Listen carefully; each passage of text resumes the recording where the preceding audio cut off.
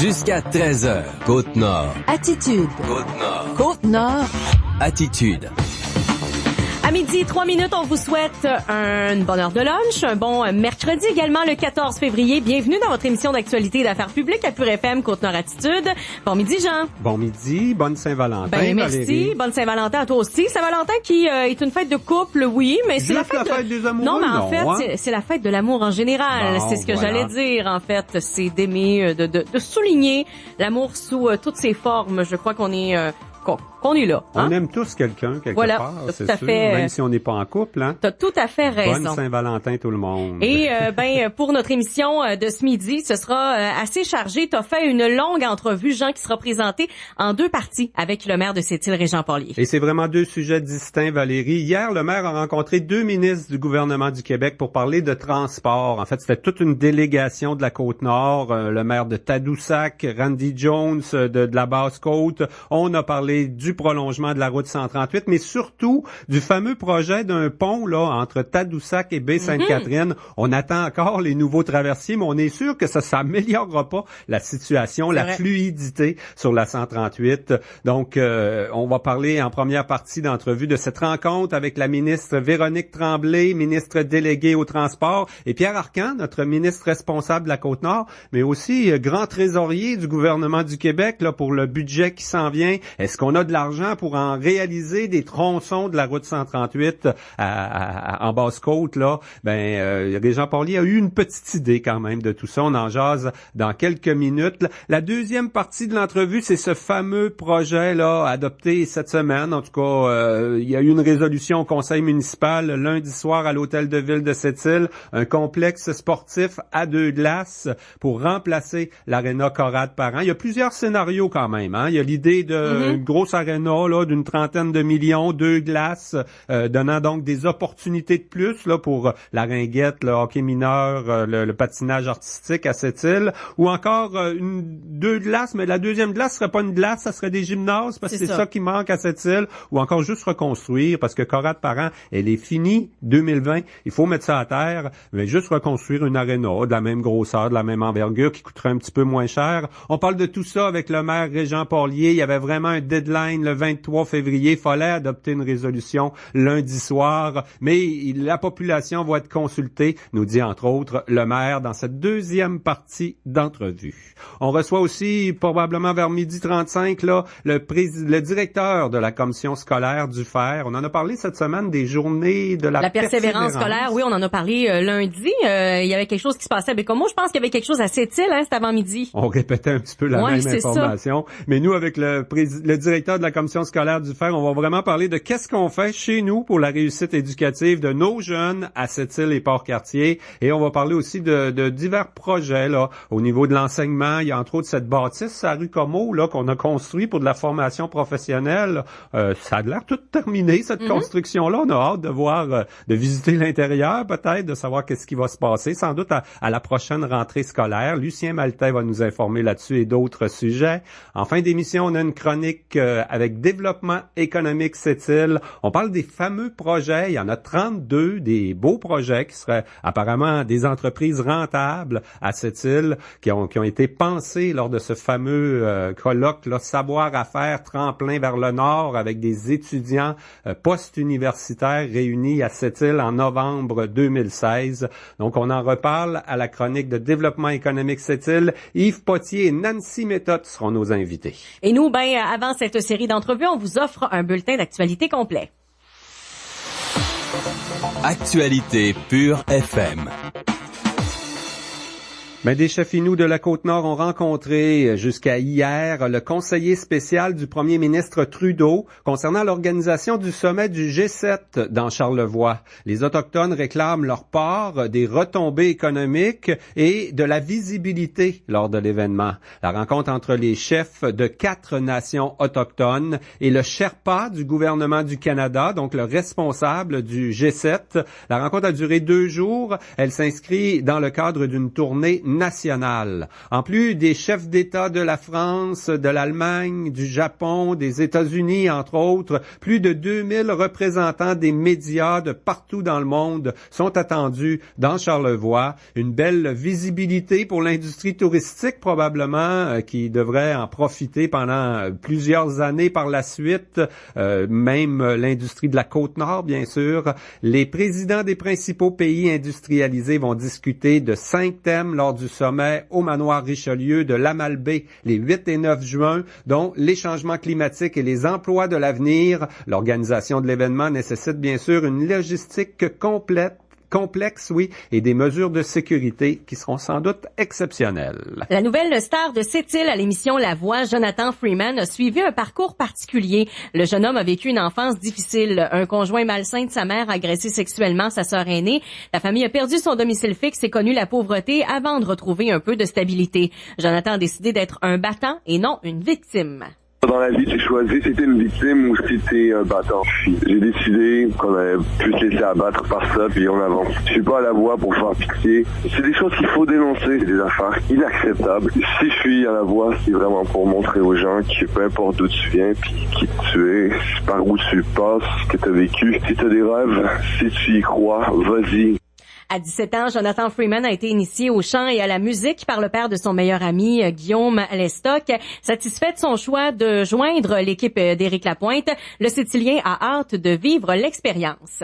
J'ai hâte de voir ce que ça va donner. J'ai hâte de rencontrer aussi les autres artistes dans mon équipe. J'ai hâte de rencontrer des gens, de travailler avec mon mentor, de travailler avec Eric. J'ai pas de doute que le Sept-Îles est derrière moi. Je reçois beaucoup de messages. Sept-Îles présente une excellente moyenne avec 5 vedettes locales ayant participé à La Voix depuis les débuts, soit Louis-Jean Cormier comme coach, Étienne Coton en 2013, Philippe Touzel en 2014, Yvan Penneau en 2016 et Jonathan Freeman cette année.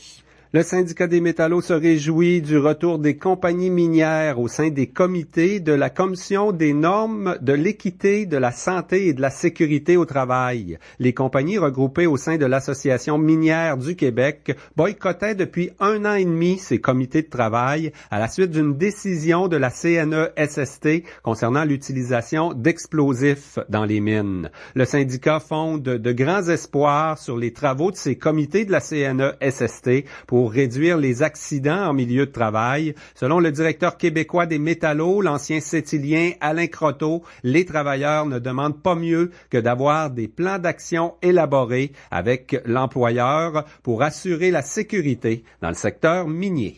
Le club de volleyball Les Macareux de la Côte-Nord a perdu en finale pour terminer au 2e rang lors du Challenge Québec-Ontario dimanche au Centre sportif de Gatineau. Les Macareux affichent déjà le titre de championne au Québec chez les filles de 17 ans et moins.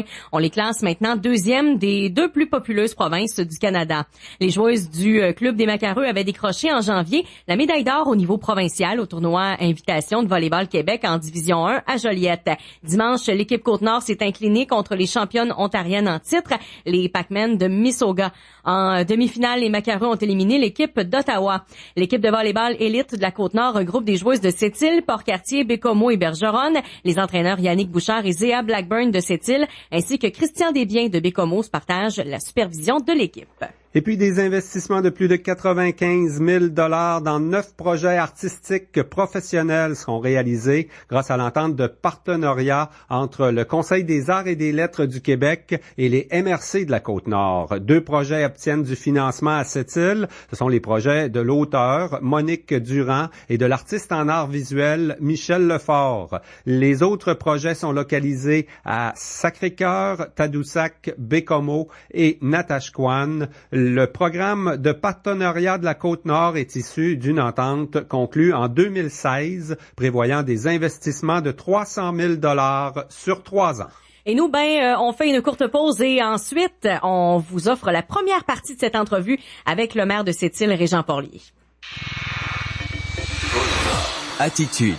La Société ferroviaire et portuaire de Pointe-Noire embauche pour la relance de ses activités. Plusieurs postes sont disponibles. Consultez le site web sfppn.com pour toutes les opportunités d'emploi. Actuellement, nous avons besoin d'un fiabiliste, d'un chef de section opérations ferroviaires et réglementation, d'un chef de section opérations cours et quais, d'un planificateur entretien des locomotives et des équipements lourds, d'un planificateur entretien de la voie et des wagons et de 2 superviseurs aux opérations ferroviaires. Prêt à relever le défi du redémarrage des activités à la Pointe-Noire? Postulez via le site sfppn.com. Plusieurs autres opportunités sont à venir. Soyez à l'affût. Pour ma retraite, je planifie.gouv.qc.ca un voyage sur la côte ouest avec mon amoureux.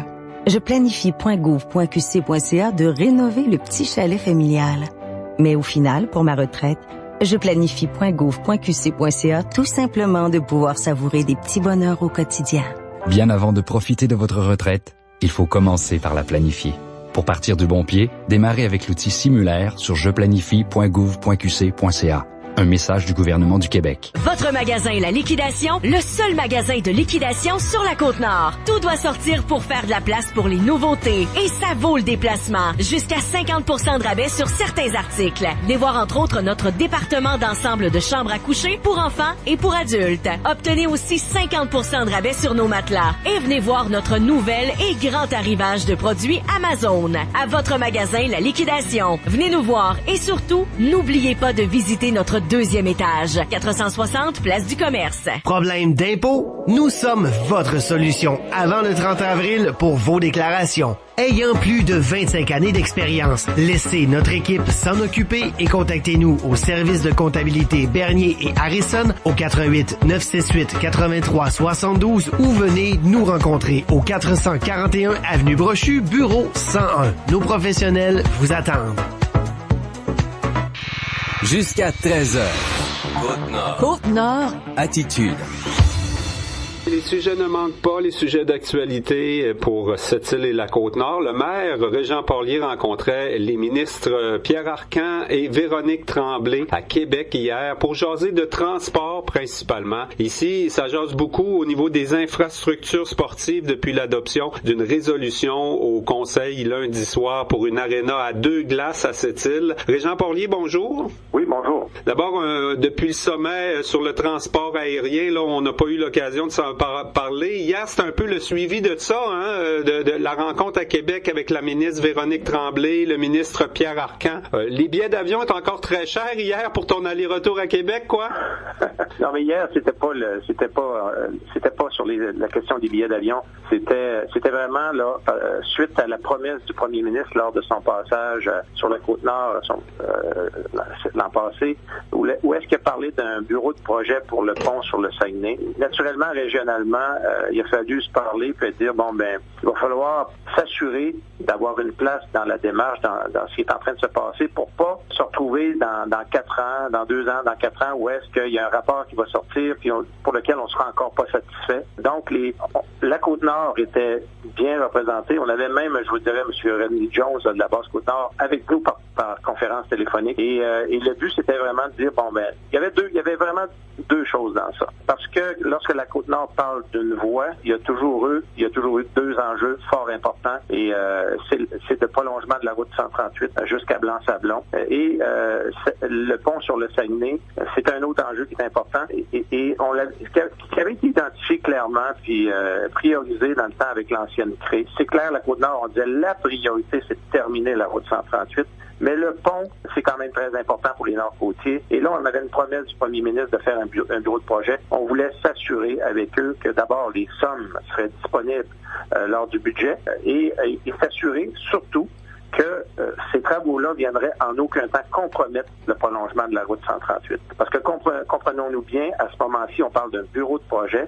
On ne parle pas de construire le pont. On parle de monter un devis et d'aller voir clairement dans un appel d'offres à combien ça reviendrait de bâtir un pont sur le Saguenay, parce que personne sur la Côte-Nord croit que ça coûte 1 milliard construire un pont sur le Saguenay. Et les gens de cette île seraient tout aussi heureux là, d'un projet que de l'autre, mais on verra assez mal qu'on construise un pont avant de prolonger la route 138 en Basse-Côte quand même. Hein? Oui, mais je vais vous dire, d'emblée, lorsqu'on s'est présenté devant les deux ministres hier et qu'on leur a dit il faut qu'aucunement ce qui se passe au niveau du pont vienne compromettre passe au niveau de la 138, les deux ministres nous ont dit clairement, ils l'ont dit à tout le monde, hein, tout le monde a entendu la même chose, aucunement ça va venir compromettre ce qui se passe à la 138.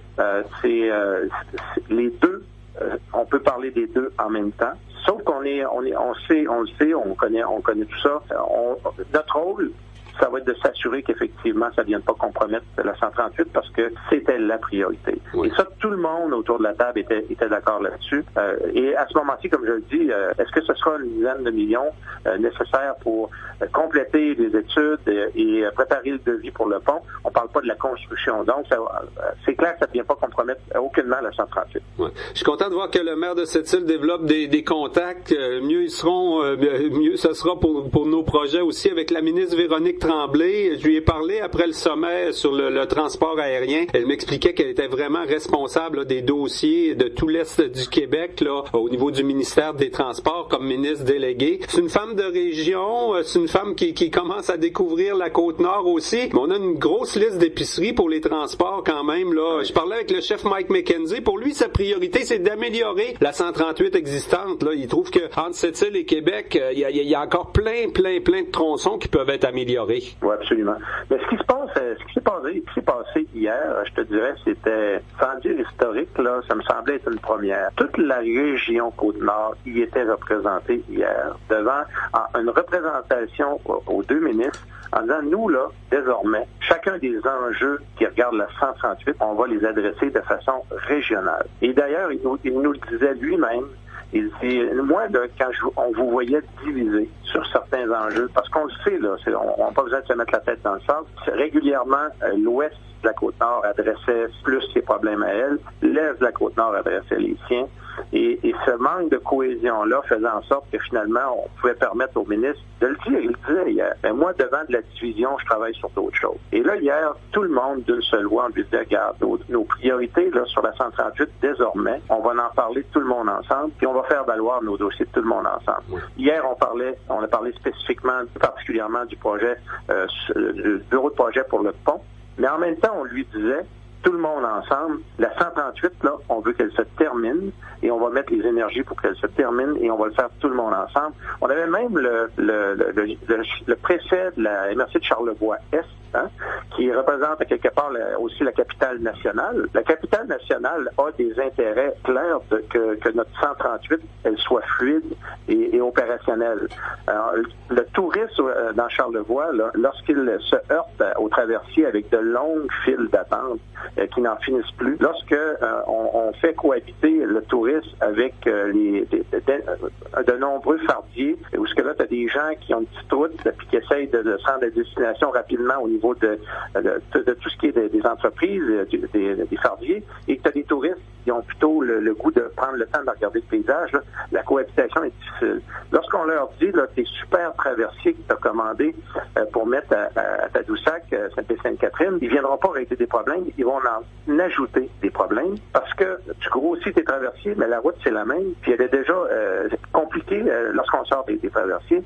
On a tout livré des messages. On avait même le maire de Tadoussac qui était avec nous parce qu'il y a des enjeux spécifiques de son côté, puis on les comprend.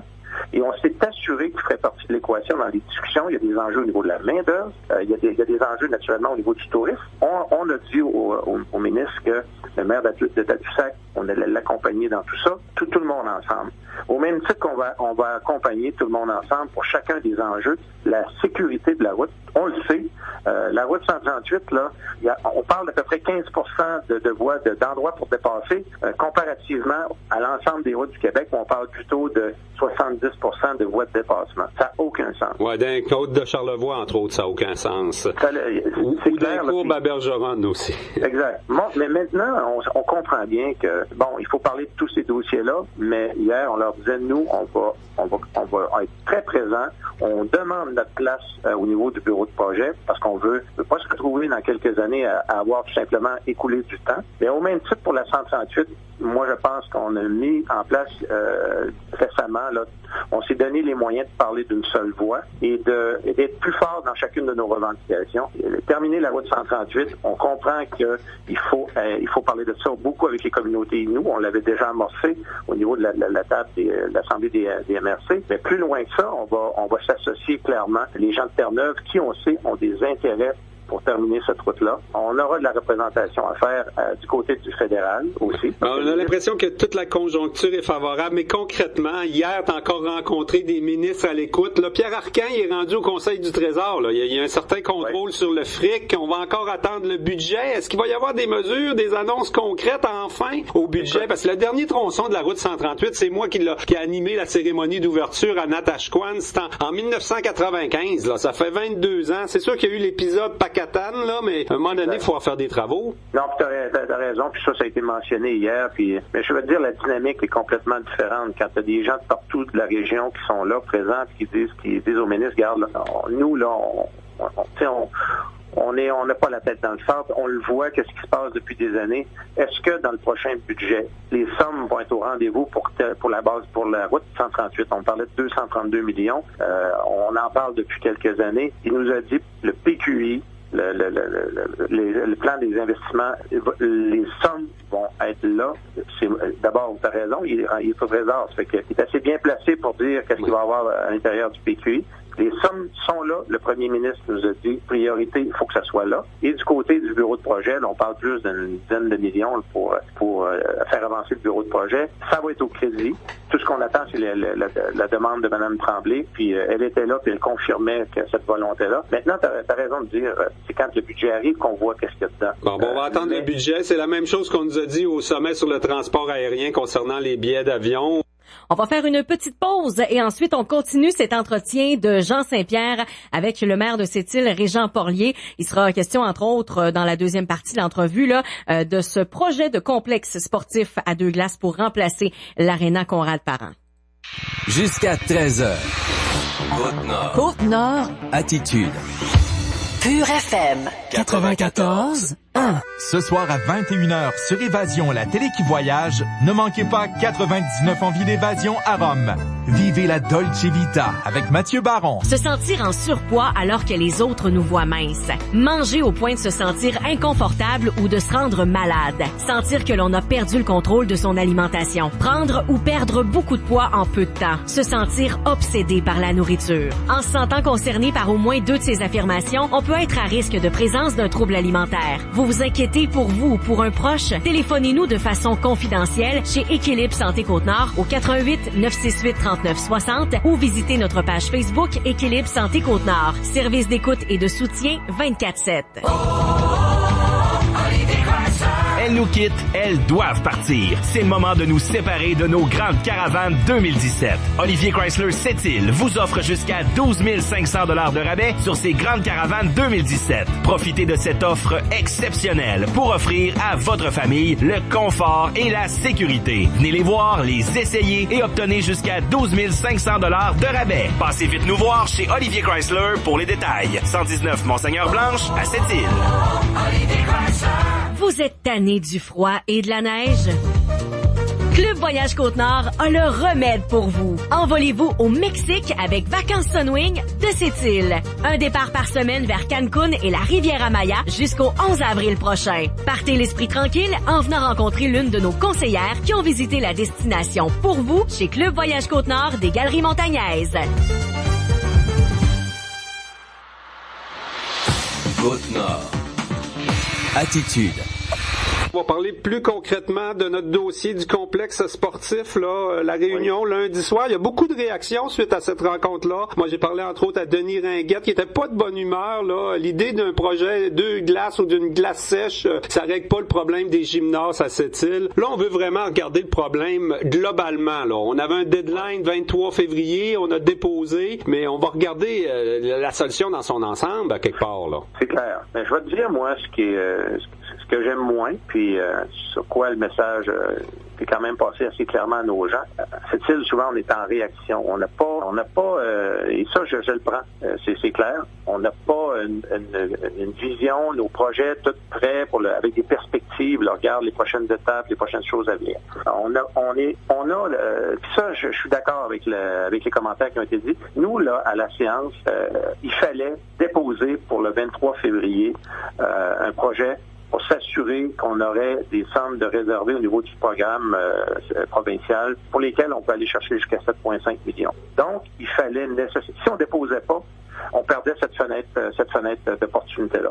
Et donc, nous, nos équipes, on les a fait travailler quand même passablement fort sur le dossier. Oui.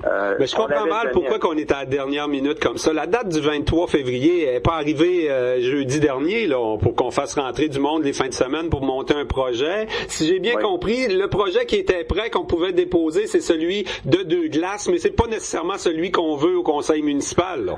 Écoute, on va dire les vraies choses, OK? L'an passé, une chose est certaine, carade par an, on ne pourra pas construire carade par an. 2020, c'est la date butoir. Cet édifice-là, il y a ces années dans le corps, il est en bout d'âge et surtout, le système de réfrigération 2020, ça sera même plus accessible le Fréon. Donc, carade par an, la question se pose même pas. Est-ce qu'on doit le remplacer? Parce que les gens nous disaient, il y avait eu une consultation des organismes à un moment donné, là, il y a quelques années de ça, et le centre multisport avait été identifié après le centre complexe aquatique comme deuxième élément. Sauf que, lors de ces discussions-là, moi, personne, je suis convaincu, s'était dit, ouais, mais carade par an, là, il va falloir le remplacer d'ici 2020. Et ça c'est un élément qui est arrivé et pour lequel on ne peut pas évacuer. C'est-à-dire, regarde, c'est même pas un choix. Ici, à cette île, là, les besoins au niveau des glaces, et ça, nos gens sont formels. Mais dans ma tête, il y a 3 options. Là. On peut reconstruire un aréna qui coûte pas trop cher avec une glace. On peut faire un aréna à 2 glaces ou on peut faire un complexe sportif avec une glace et des gymnases. C'est à ça qu'il faut réfléchir dans les prochains jours. Effectivement, mais le projet, puis je finis ma mise en contexte. L'an passé, le contrat avait été donné parce qu'on savait qu'on n'avait pas le choix d'y aller pour carade par an, de regarder le projet qu'il fallait faire pour le remplacement de la carade par an. Et en même temps, les besoins nous avaient quand même été exprimés clairement par les organisations. À cette île, 3 glaces, là, c'est une nécessité. On nous l'avait présenté comme ça. Et donc, on était parti avec une firme, là, je parle avant les élections, pour un projet. On a dit, montez-nous un projet pour carade par an, puis les besoins sont là.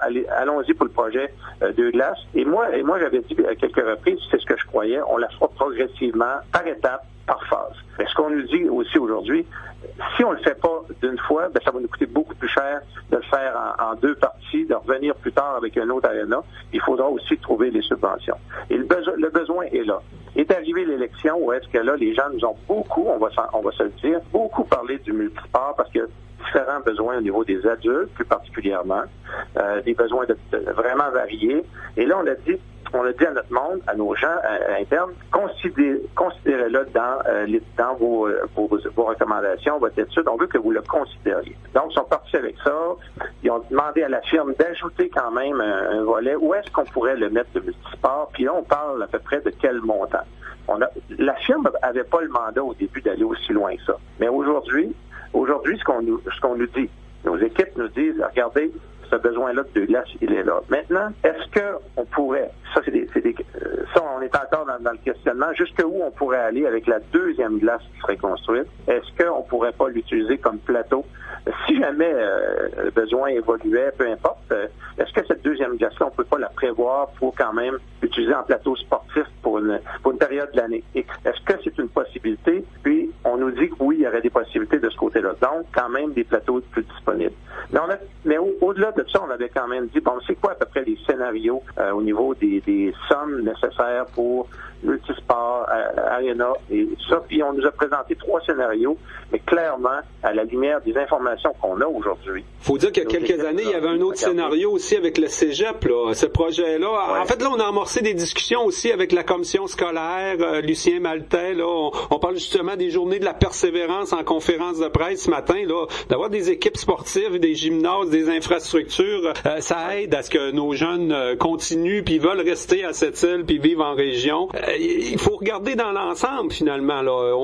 On n'a pas beaucoup de temps pour réfléchir, mais on va le faire, quoi. Non, mais en même temps, t'as raison sur ce volet-là. Nos discussions avec la commission scolaire, là, et avec le Cégep, le directeur cette semaine, il dit, regarde, là, il faut qu'on s'assoie ensemble. La gestion des plateaux sportifs à cette île, il faut qu'on se penche sur ça. Ça a déjà été où est-ce que la ville avait une certaine gestion plus centralisée de l'ensemble des plateaux, qui, à mon avis, nous permettait d'optimiser l'utilisation des plateaux. Aujourd'hui, ça fonctionne plus comme ça. Les écoles, chacune des écoles s'occupe de la location de ses propres plateaux. Fait qu'il manque, à mon avis, là, il y a quand même des gains en efficacité à aller chercher pour mieux utiliser davantage les plateaux. Et ça, les discussions on va les amorcer avec la commission scolaire. En tout cas, on nous a donné signe qu'il y avait une ouverture de discuter de tout ça, ce qu'on fera.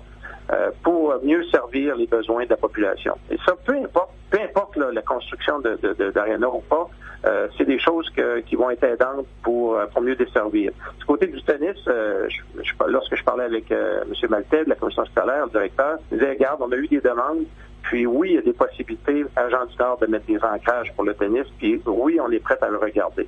Fait que même si c'est pas parfait, aujourd'hui, au moment où on se parle, et ça là-dessus, moi, c'est là que je suis d'accord lorsqu'on me dit que ça n'a pas de bon sens. Comment vous êtes à la dernière minute? Oui, effectivement, le concours de circonstances a fait en sorte que si on n'adoptait pas en séance lundi une demande pour aller chercher une subvention, probablement que plus tard, si de toute façon on a à construire cette aréna-là, cette double aréna-là, on nous reprocherait de ne pas avoir été chercher des argents, puis là d'être obligé de taxer encore davantage parce que on a échappé une subvention. Donc ce qu'on a fait lundi, on s'est garanti au moins de pouvoir appliquer sur le programme pour se donner la chance d'aller chercher ces argents-là. Et ça aurait été, à mon avis, irresponsable de ne pas le faire. Mais c'était effectivement en dernière minute. Et ce que je demande, ce que j'ai demandé clairement à nos gens de l'interne, à cette rencontre-là qu'on a eue cette semaine, c'est, regardez, là, il va falloir commencer à se donner une perspective, puis une vision sur l'ensemble des besoins qui est méconnue, et pour une bonne raison, c'est que du côté adulte, c'est pas la ville qui s'occupait de toute la question des locations de gymnases dans les écoles pour les adultes. C'était clairement fait du côté de la commission scolaire. Ouais. Et là, aujourd'hui, on reçoit tous ces besoins-là. Il y a les besoins du côté du judo aussi pour des plateaux dédiés. Ça, il y a des gens qui pensaient que ça allait se régler avec la piscine, hein, de garder une place dans l'ancienne piscine pour refaire un donjo. C'est quelque chose qui marche bien, judo à cette île, qui nous fait rayonner à l'extérieur. Oui, t'as raison. Et c'est clairement notre intention de trouver une solution permanente. On a aussi des clubs de gymnastique qui ont besoin de locaux plus dédiés. Et là, on regarde nos installations. Et le soccer et les autres. Mais la question qui se pose, c'est comment réaliser tout ça, là. On doit être rendu à quelque part autour de 30-35 millions de dollars, là. On parlait de 27 millions juste l'aréna de glace. Et il va se rajouter des choses. En respectant le cadre financier, vous en avez parlé souvent au conseil municipal, de respecter le cadre financier. Quand on parle de complexes ou d'infrastructures sportives, il y a des gens qui font des liens avec les comptes de taxes, avec le déneigement. Comment on va faire? Écoute, les défis, là, c'est pas compliqué, ils sont énormes. Par contre, moi, une chose est sûre, il n'est pas question de me retrouver dans la situation où laquelle s'est retrouvé le conseil précédent lorsqu'il était question d'aller de l'avant avec le complexe aquatique et on n'avait aucune subvention de garantie et pour laquelle on sait qu'on a hérité finalement, sans dire la facture totale, là, on a à l'arracher à la toute dernière minute réussi à accrocher un 3 millions au niveau du provincial. Moi, je peux vous dire qu'il n'est pas question de se retrouver dans ce scénario-là. Et ça implique beaucoup de démarchage pour aller chercher naturellement les sommes, les subventions. Et c'est pour ça, en bonne partie, qu'à lundi, on n'avait pas le droit d'échapper le programme puis d'aller chercher cette subvention-là.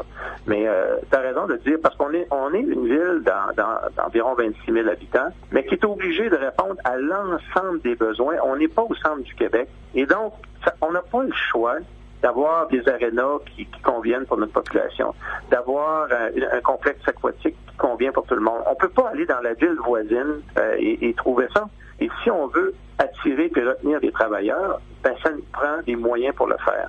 Et la ville investit énormément. Tu fais bien de le mentionner, notre cadre financier qu'on s'est donné. Lorsqu'on l'a adopté, on nous reprochait l'autre soir à la séance qu'il soit élastique, notre cadre financier. Eh bien, ça, c'est faux. Depuis qu'on l'a adopté, notre cadre financier, on l'a respecté. Ça implique toutes sortes de choses, mais on l'a respecté. Ça a impliqué, entre autres, la fameuse question de la neige, mais ne pas l'avoir fait, ça aurait été complètement irresponsable. Donc, c'est plein de décisions, des enjeux importants, des moyens limités, on va se le dire, à 26 000 habitants. On n'est pas à Rimouski à 60 000 habitants.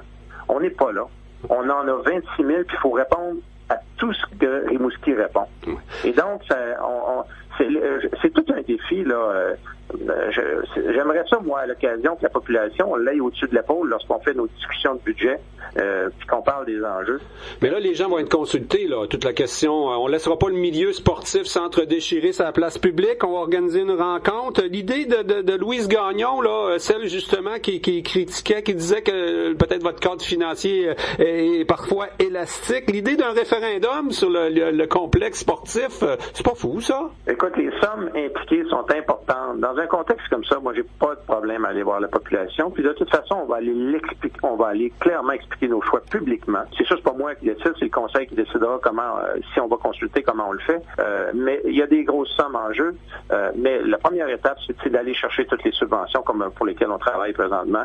Mais on va poursuivre le travail pour tous les besoins autres que ceux des besoins pour les glaces, c'est clair. Mais c'est pas l'idée d'abandonner personne dans tout ça. On est conscient qu'il y a des besoins particuliers.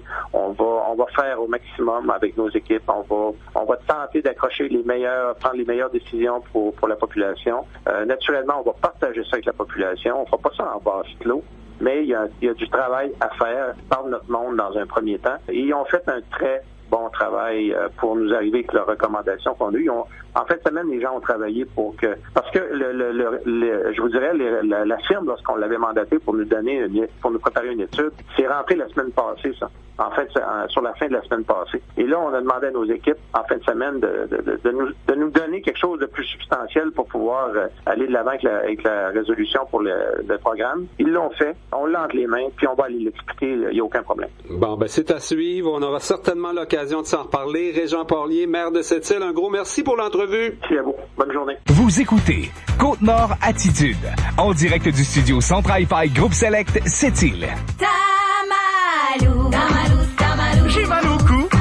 Tamalou, tamalou. Mes hanches, c'est fou. Tamalou, tamalou. J'ai mal aux genoux. Tamalou, tamalou. J'ai mal partout. T'as mal aux articulations? Tu peux régler ça en moins de 10 jours avec NEM d'Adrien Gagnon. Facile à retenir. N-E-M, NEM. Et toi, t'as mal ou? Tamalou, tamalou. Produit cliniquement prouvé. Toujours lire l'étiquette et suivre le mode d'emploi. Tamalou, tamalou. Une prestigieuse soirée dans l'ambiance colorée du Carnaval de Venise vous attend au Cégep de Sept-Îles lors de la 10e édition de la renommée Soirée Casino au profit de la Fondation régionale Hôpital Sept-Îles. L'occasion parfaite pour oser porter le masque et vous revêtir de vos vêtements les plus chics et colorés le temps d'une soirée auprès du comité organisateur et de ses 90 bénévoles. Poker, roulette, blackjack, cocktail de bienvenue, service de boucher, encans silencieux et surprises vous y attendent. Les billets sont disponibles dès maintenant auprès de la Fondation au 962-9761, poste 2407. Ouais, Frank, pis la route est-tu bien mauvaise? Ah, tout. Quelques petits flocons par-ci par-là. C'est quasiment cute. Quelques petits flocons? À la TV, ils viennent de dire qu'on est déjà rendu à un pied de neige. Ah, y a rien là. C'est un tout petit pied. On voit l'hiver différemment quand on conduit un Ram. Jusqu'au 28 février, c'est l'événement l'hiver en 4x4 chez vos concessionnaires Chrysler, Dodge, Jeep et Ram. Obtenez jusqu'à 10 250 $ en rabais sur les modèles Ram 1500 2018 sélectionnés, incluant un boni au compte en 4x4 de 1 000 $. Voyez votre concessionnaire pour tous les détails. La Société ferroviaire et portuaire de Pointe-Noire embauche pour la relance de ses activités. Plusieurs postes sont disponibles. Consultez le site web sfppn.com pour toutes les opportunités d'emploi. Actuellement, nous avons besoin d'un fiabiliste, d'un chef de section opérations ferroviaires et réglementation, d'un chef de section opérations cours et quai, d'un planificateur entretien des locomotives et des équipements lourds, d'un planificateur entretien de la voie et des wagons et de 2 superviseurs aux opérations ferroviaires. Prêt à relever le défi du redémarrage des activités à la Pointe-Noire? Postulez via le site sfppn.com. Plusieurs autres opportunités sont à venir. Soyez à l'affût. Attitude. Oui, on va parler un peu des journées de la persévérance, parce que tu te souviens, Valérie, on en a parlé cette semaine, je m'en souviens parce très qu'à bien. Bécomo, ils ont fait une conférence de presse lundi. Ce matin, on a répété le même exercice du côté de Sept-Îles. Alors, on rappellera pas ce que c'est, les journées de la persévérance scolaire 2018. On est en plein cœur de ces journées-là, en ce jour de Saint-Valentin. Pour nous en parler, Lucien Maltais, le directeur de notre commission scolaire du Fer, est avec nous. Bonjour. Bonjour.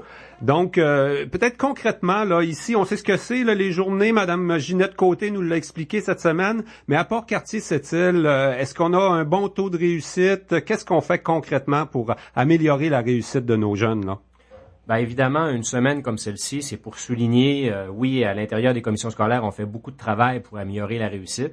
On a beaucoup diminué le taux de décrochage des jeunes. Donc, des jeunes restent de plus en plus longtemps à l'école. Le taux de diplomation s'est beaucoup amélioré. C'est sûr que quand on regarde les statistiques ministérielles qui sont en retard, mais quand on regarde les statistiques de la Commission scolaire du Fer, on a une belle amélioration. On est rendu avec la dernière cohorte là, à 70% pour... et les jeunes, il leur reste encore 1 an pour atteindre leur diplôme. Ça, c'est nos meilleures statistiques à date. La moyenne provinciale est à 78, donc on pense qu'on devrait être bon, avoir 72, 73. Donc, on se rapproche de la moyenne provinciale. Donc, on est très satisfait des résultats parce qu'on partait de loin. Mais une semaine comme celle-ci sur la persévérance scolaire, c'est pour souligner que oui, l'école, c'est un acteur important, c'est l'acteur majeur, mais il y a la communauté aussi, il y a les parents. Donc, on doit tous ensemble travailler pour que les jeunes persévèrent mieux. Et ça, c'est par de l'encouragement, du renforcement, par des mesures d'aide, des organismes qui peuvent donner des projets de vie à des jeunes qui ont décroché, des activités, des loisirs, des sports, un milieu vivant et stimulant et aussi des entreprises qui valorisent l'éducation et la diplomation. On s'est amélioré, donc ça, c'est la bonne nouvelle, finalement, en début d'entrevue. Est-ce qu'il y a encore des secteurs, c'est grand, hein, le territoire de la commission scolaire, la réalité est peut-être pas la même dans une communauté comme Pentecôte, puis au centre-ville de Sept-Îles. Il y a des quartiers où il y a encore des choses qu'on cherche à améliorer, j'imagine, c'est peut-être là, quoi, dans les secteurs plus périphériques? Oui, il y a ça aussi, mais je pense qu'au niveau de la persévérance scolaire, il y a un type de clientèle qui sont, on pourrait dire, des fois plus défavorisés, pour lequel on doit mettre plus d'emphase. Évidemment, pour nous, ça relève un défi. Sans vouloir trop nommer ces clientèles-là, on sait souvent, on est capable d'identifier les endroits où on doit travailler plus fort. Mais évidemment, dans les solutions, c'est pas toujours simple. Et souvent, lorsqu'on parle de persévérance scolaire, on s'attarde aux plus vieux. Mais nous, on travaille de façon très proactive avec nos plus jeunes parce que vous savez, un des indicateurs les plus importants au niveau de la persévérance scolaire, c'est la réussite. Et cette réussite-là est en lien direct avec les compétences en littératie des jeunes. C'est quoi les compétences en littératie? Être un bon lecteur, avoir le goût de lire, être bon aussi lorsque c'est le temps d'écrire des textes et de bien structurer. Et vous comprendrez que tout l'apprentissage en découle. Ouais. Madame Côté nous parlait de statistiques inquiétantes cette semaine, hein? Entre autres, ceux qui avant l'âge de 9 ans, ils pensent, c'est quand même 7%, mais c'est beaucoup 7% de jeunes qui y pensent avant l'âge de 9 ans à déjà là à arrêter l'école, décrocher de l'école. Ça, des fois, c'est une idée qui perdure puis qui nous trotte dans la tête pendant longtemps aussi. Là, actuellement, on est quand même dans une année électorale. Monsieur Maltais, là, le ministre a fait déjà toutes sortes d'annonces au niveau de l'éducation. Il semble y avoir plus d'argent. On va aller chercher notre part, entre autres, pour des projets de réussite sur le territoire de Port-Cartier-Sept-Îles? Oui, ce qui est un petit peu paradoxal avec le gouvernement, c'est que ces dernières années, on était en compression. Mais malgré tout ça, lorsqu'on regarde les services éducatifs de nos élèves, on était en croissance. C'est au niveau de l'appareil administratif, au niveau de la gestion des écoles, gestion du central, où on a fait de plus en plus d'efforts importants. Et là, le gouvernement réinjecte de l'argent et le réinjecte directement pour des sommes en service direct aux élèves. La problématique qu'on vit présentement, c'est le recrutement et la gestion de tous ces nouveaux projets-là. Mais c'est un beau problème. On est prêt à y faire face. Mais évidemment, vous comprendrez que le recrutement de personnes spécialisées pour travailler sur ces projets-là est une préoccupation importante de notre organisation et de la majorité des commissions scolaires au Québec. Ouais. Mais on s'attend que pour 2018-2019, il y ait encore de l'argent qui soit déposé dans les commissions scolaires en surplus de ce qu'on a eu cette année. Surtout qu'on est en période électorale. Ouais. L'offre de la commission scolaire est importante aussi. Je pense qu'il faut offrir des choses diversifiées, des choses qui conviennent à ceux qui sont susceptibles de décrocher. Je pense entre autres à la formation professionnelle. On va avoir un nouveau bâtiment. Là, on se prépare à l'ouverture. J'ai hâte d'aller le visiter. Là, comment est-ce qu'on va l'appeler? L'édifice Scherer sur la rue Comeau, flambant neuve. Il manque les équipements à l'intérieur, quoi. Tout à fait. Écoute, c'est bien résumé. C'est le pavillon G. Scherer qui va accueillir 3 nouveaux cours, forage dynamitage, mécanique de véhicules lourds routiers et mécanique de moteurs industriels. Vous comprendrez que là, c'est pas mal fini le projet. Donc le chantier centre, est fait. Là. Le chantier est fait. Mais maintenant, il reste les gros équipements à acheter. Tant que le centre était pas là, évidemment, on pouvait pas entreposer ça à l'extérieur. On parle de moteurs, de bancs d'essai, de gros camions. Donc là, présentement, on est en train de faire les achats. Et normalement, en septembre, tout devrait être prêt.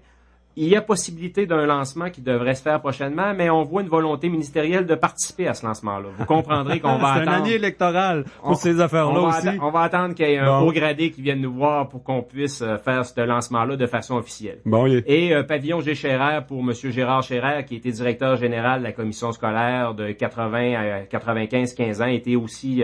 directeur du Centre de formation générale et formation professionnelle. Oui, un de tes prédécesseurs. Est-ce qu'on a un ministre qui va venir aussi inaugurer à Monseigneur-Blanche? Là, on devrait ramener les jeunes dans leur école. On sait qu'on a eu des problèmes, on est obligé de les amener à Camille-Marcoux. On attend le ministre pour les ramener à l'école? Non, mais ça n'a pas été notre meilleur projet. Ça a été un petit peu plus difficile que prévu. On s'en tape pas les bretelles, celui-là. Non. Mais là, c'est réglé, Monseigneur-Blanc, oui, tout est fait. C'est réglé, ça va être très, très joli, très beau. Il y a des parents qui se posent la question. Là. On avait un investissement de 530 000 de prévu pour faire la coquille extérieure, donc le revêtement. Finalement, on a tout changé les fenêtres. Il y avait du matériau pourri à des endroits. On a tout changé ça. Maintenant, tout est fait, nettoyé. On aurait été prêt à rentrer les élèves là au mois de janvier. Par contre, vous comprendrez que il y a une fin d'étape qui est en train de s'exercer présentement jusqu'à la fin février. Okay. On préférait attendre dans des conditions plus propices pour transférer les élèves. Donc, ça va se faire vers le 21-22 février. Mais présentement, les élèves utilisent le service de garde à cette belle école qu'est Monseigneur-Blanc. Tant mieux si le ministre de l'Éducation a de l'argent pour des projets en réussite. Mais pour les bâtiments, est-ce qu'on a d'autres priorités ici, là, des projets, des choses qu'on doit reconstruire? On en a beaucoup des bâtiments à la Commission scolaire du Fer. On a beaucoup de bâtiments, puis ils ont encore besoin de beaucoup d'amour. Mettons, si on parle en langage plus affectif, ça veut dire qu'il faut encore faire beaucoup de réparations, des revêtements. Extérieur, on est très avancé, mais là, il va rester l'intérieur, des vestiaires, des chambres de bain. On a des demandes actives au ministre, là. Et cet été, on parle de 6,5 millions de projets nouveaux, en plus du projet de Manicouté phase 4, où on va terminer l'enveloppe extérieure et les fenêtres. Et on a un très gros projet à Fermont. Ça touche pas Sept-Îles-Port-Cartier, mais Fermont. Mais ensuite, plusieurs écoles vont être touchées. Marie-Immaculée, Maisonneuve, on a des gros travaux de prévus. On termine Dominique Savio, la toiture au centre éducatif Labrie. Donc, plusieurs projets en cours cet été. Est-ce qu'on a des gymnases là-dedans? Là, je viens de parler avec le maire qui a amorcé les discussions avec la commission scolaire, peut-être pour faire comme dans d'autres villes. On a l'ouverture à ça, à dialoguer avec nos villes de Sept-Îles-Port-Cartier pour offrir aussi des services aux adultes, là, des adultes qui ont des jobs, qui veulent pas de la formation, qui veulent s'amuser dans vos gymnases. Écoutez, ça, c'est un beau problème.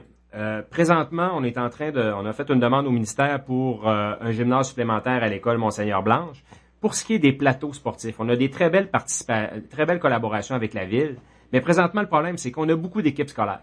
Et nous, le jour, sont utilisés à plein nos plateaux sportifs, et le soir aussi pour les équipes scolaires en volleyball, basketball, badminton et compagnie. Donc, la plage horaire restant pour la population civile, elle est moins disponible. On est en train de regarder s'il y a des trous, des aménagements possibles, mais vous comprendrez, on parle de persévérance scolaire.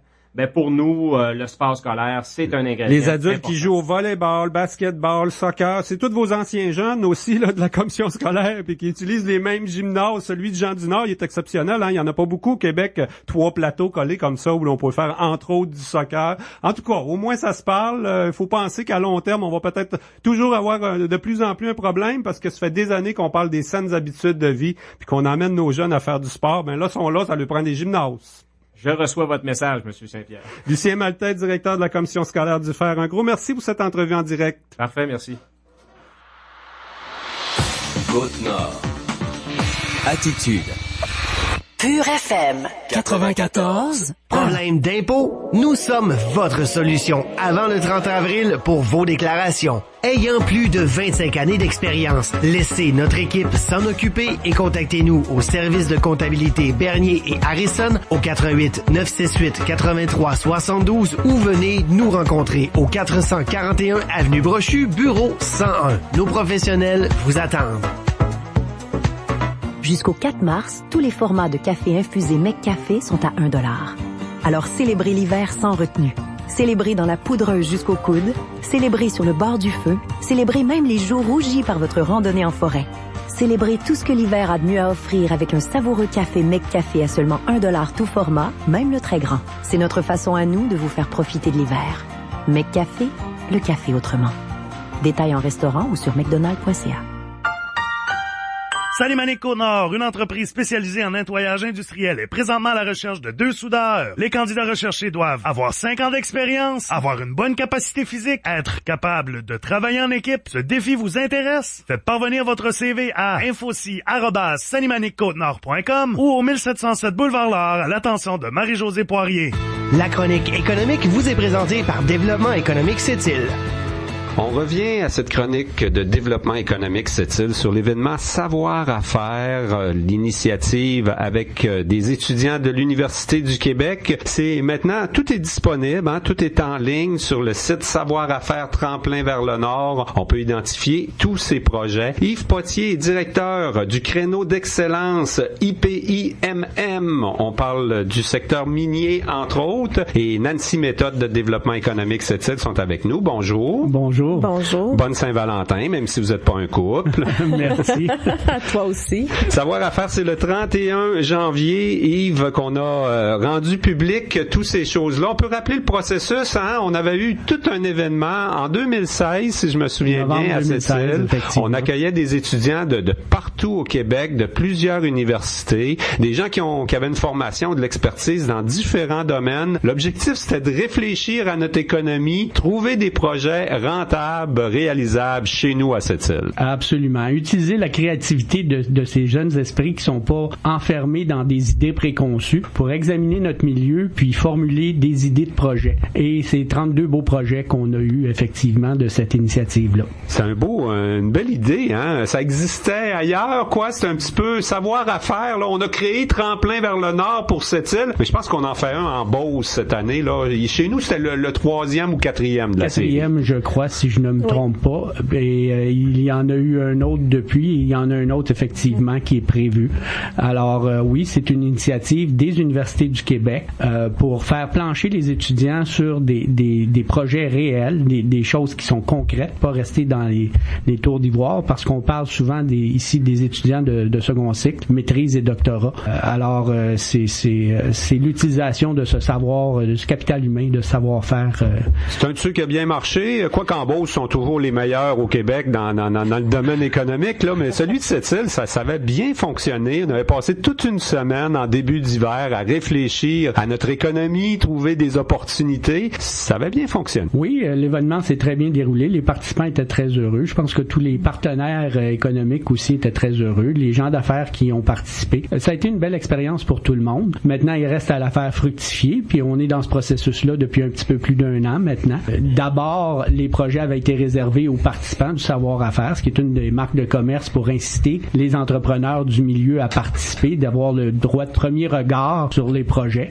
Par la suite, on a choisi une stratégie de diffusion locale. Plutôt que de mettre tout en ligne pour tout le monde dès d'abord, on a dit, OK, l'embargo est levé. On a fait un petit peu de démarchage dans le milieu directement par le biais des gens du comité de suivi. On a aussi publié à la population que les projets étaient maintenant disponibles, mais qu'il fallait nous contacter. Et on ne pouvait pas les trouver sur un site web.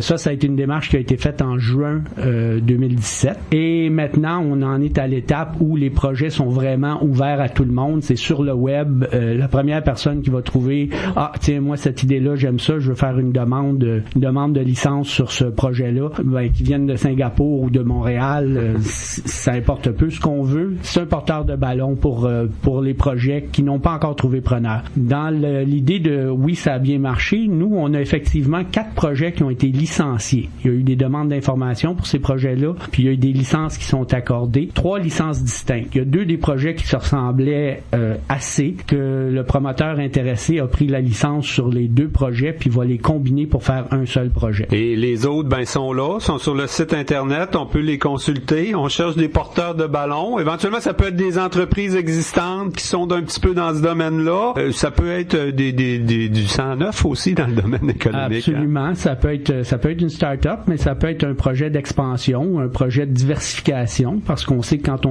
on est associé à un champ d'opération particulier, s'il y a un revirement économique comme ceux qu'on a déjà vécu, ça peut rendre la situation très difficile, alors que si on a d'autres activités qui sont connexes sur lesquelles on peut s'appuyer pour faire un effet de levier, ça stabilise les affaires. Et on laisse pas les gens seuls avec ces idées-là, puis allez-y, partez-nous une business avec ça. Là. On a du soutien. La dernière chronique, Nancy, on recevait les gens du SEVI là, au Cégep de Sept-Îles. On a de l'espace, on a tout ce qu'il faut pour soutenir le démarrage de ces projets-là. Ce qu'on veut, c'est quelqu'un d'intéressé, passionné, qui va mettre du temps, éventuellement peut-être un petit peu d'argent aussi. Oui, c'est certain. Puis chez Développement économique Sept-Îles, on est là pour accompagner également.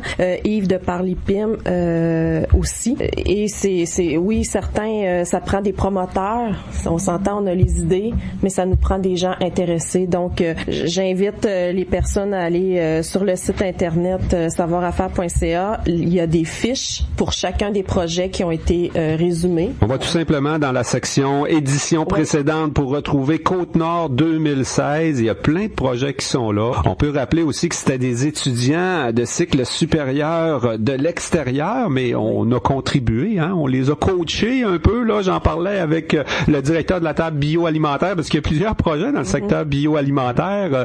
Lui, Marc Normand, il était là, comme bien d'autres gens. On les a pas laissés naviguer tout seuls dans notre économie, hein. Non, effectivement, il y avait beaucoup de gens d'affaires, de gens des organismes de la région qui ont participé activement pour semer les graines desquelles ils ont fait germer les projets. Là, ça prenait un terreau. Effectivement, on parle d'agroalimentaire, ça va bien, mais oui, ils ont été accompagnés par des gens de notre région économique. Ouais. C'était une bonne formule, une bonne démarche qu'on a réalisée. On a respecté le plan de match qui existait déjà, savoir à faire. Qu'est-ce qu'on a comme projet là? Si on nommera pas les 32 là, mais s'il y en a 3 4 intéressants là, pour toi le premier en tête de liste qui devrait devenir créateur d'emplois, c'est quoi? Oh mon Dieu. Question difficile, hein? Oui, c'est une question difficile. Il y a des gros et des petits projets là-dedans quand même, hein? Oui, il y a des business de 3-4 employés, peut-être des plus grosses de 200-300. 3-4 employés, non, pas vraiment. Non, je pense que c'est plus la dizaine d'employés dans les plus petits projets. Quand même. Effectivement, c'est en termes de demande de capital, il y a des plus petits projets, des projets qui peuvent se faire avec quelques dizaines de milliers de dollars, 50 000 $ ou quelque chose comme ça. Il y a des projets qui ont beaucoup plus d'envergure, qui pourraient requérir jusqu'à 1,5 million et qui sont beaucoup plus complexes techniquement. Mais ça, c'est comme les Champion Iron de ce monde, là. Il y a du financement disponible à quelque part, d'un banque, d'un programme de subvention, tout ça, là. Il y a du financement, il y a des marchés, il y a un paquet de choses. Ça prend quelqu'un qui veut s'investir à cette île. Ça, c'est une des choses qui est importante. On a des ressources ici. C'est certain que si on a un promoteur, quelqu'un qui connaît bien la communauté, c'est un avantage pour nous parce qu'il n'y aura pas d'hésitation à s'implanter à cette île.